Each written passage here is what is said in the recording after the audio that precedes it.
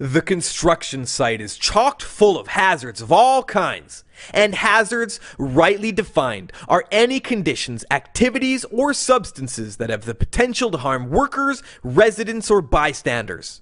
This includes things like falling objects like tools, materials, and debris, substances that could catch fire and explode, hazardous materials that could cause both short and long-term health issues, sources of energy that can cause electric shock and electrocution, conditions that could cause slips and trips, and activities which could otherwise result in or cause falls. In addition to immediate injuries and fatalities, there also exists a very high rate of occupational illness in construction. In fact, there are more deaths resulting from occupational illness than immediate injury.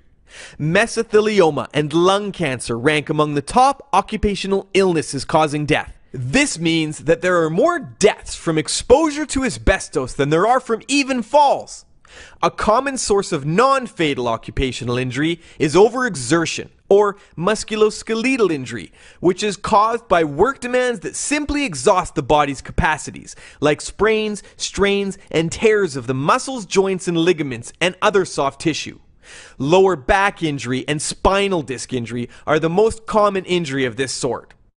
There's certainly no shortage of sources of injury on the construction site, and while it may be difficult to outline every possible hazardous scenario, it's important to know that a work-related injury involves a cost to the individual, the employer, and the community.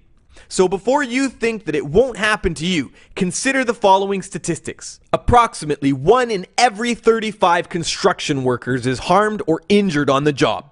While this rate is gradually decreasing, it's still too high. Next to manufacturing, construction has the highest rate of occupational injury. However, there are more work-related deaths in construction than in any other industry. The good news is that most injuries are preventable, provided the hazards are properly understood, addressed, and controlled. Basic occupational health and safety should be a frame of mind. It consists of knowing the dangers, acknowledging your responsibilities, and making sure that you do everything you can to protect yourself from the hazards associated with your type of work. Remember that personal safety includes preparing for and protecting against incidents that may cause immediate harm or have long-term adverse effects. In light of all this, the following safe work practices should help keep your mind on the task and your head in the game.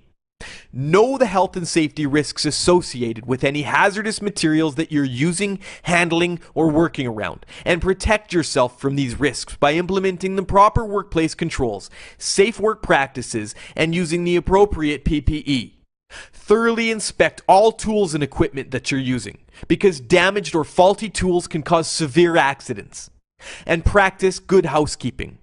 Don't leave tools, building materials, or any other obstructions lying around where they can become hazards. Know the limitations of your body, and don't ever overexert yourself. Practice safe lifting, take breaks during repetitive tasks, use comfortable tools, and avoid awkward or uncomfortable body positions. And learn to recognize the symptoms of occupational illness and injury before it's too late. Practice good personal hygiene.